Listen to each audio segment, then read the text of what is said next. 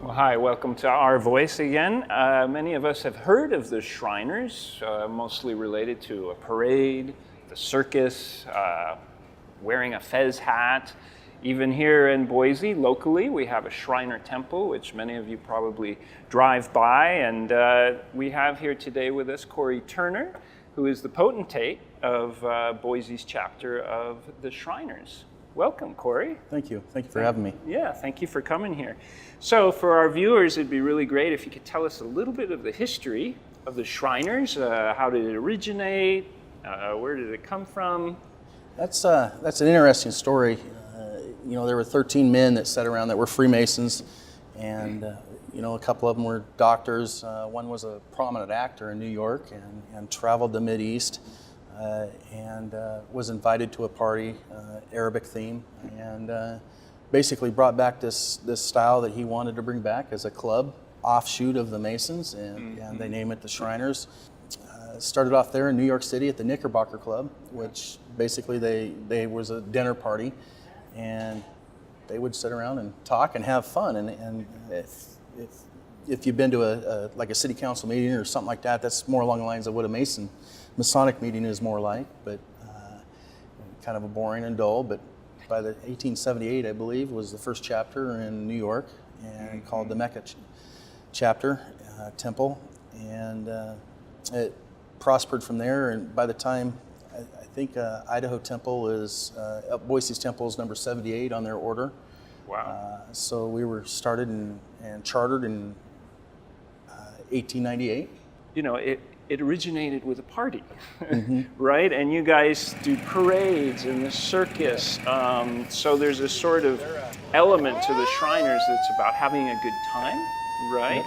But also doing well for the community, as I understand.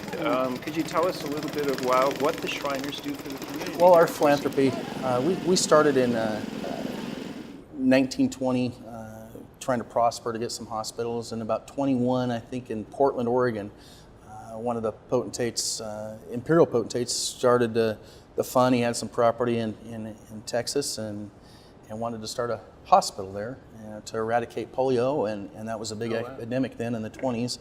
We started our philanthropic way, I guess you could say, is eradicating polio, and then we moved on to crippled children.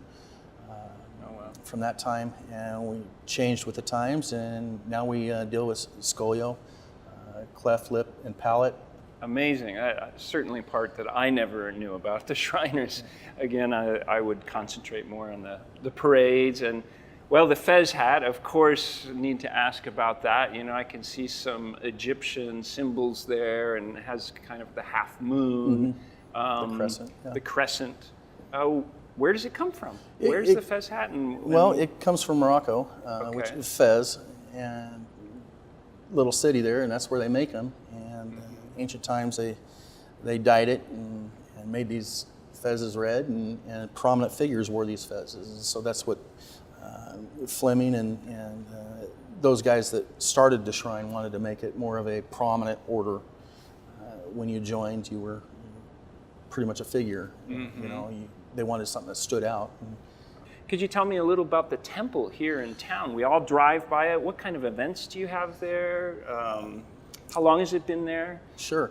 It was built in the late 1800s, and it was a stable at one time and burned down. And we bought it in December of that year. The city was going to tear it down, but we decided we could use it. We were meeting in a little house over off of Franklin Street by Boise High School, and we were outgrowing our building down there.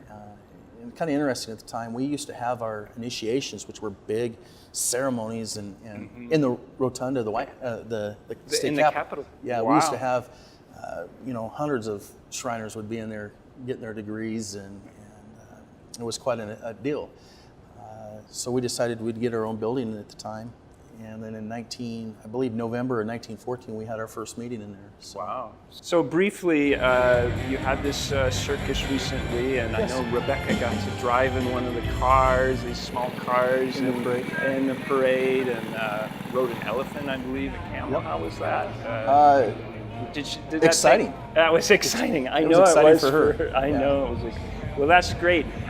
So how could people get in contact with you? If the community wants to get more involved with the Shriners, they just stop by, or Yeah, they can stop in anytime they want and look around. There's many things in our building that are pretty neat and fascinating history of downtown Minnesota. Well, great. I look forward to visiting the temple and enjoying some music, enjoying some company, hearing about all your philanthropic pursuits and hospitals, and it sounds like really an amazing group of people. So thank you, Cory, Thank for you. joining us here on Our Voice. Thank you.